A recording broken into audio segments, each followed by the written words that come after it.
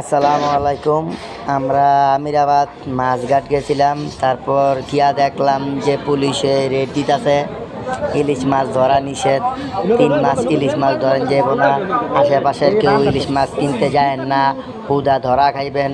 ইলিশ মাছ জাটকা মাছ ধরলে 3 মাসের জেল হয়ে যাব। কারেন্ট জাল ইউজ করবেন না, ঠিক আছে?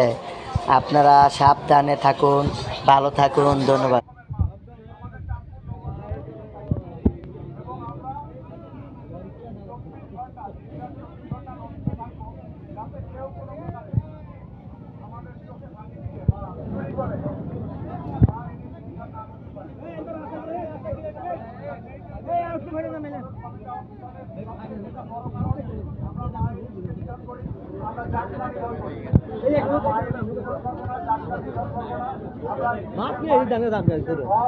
আমরা ইলিশের শহর বলতে চাঁদপুরকে বুঝি। চাঁদপুরের সাথে ইলিশের যে ঐতিহ্য রয়েছে সেই ঐতিহ্যকে আমরা ধরে রাখবো। আপনারা সবাই একমত?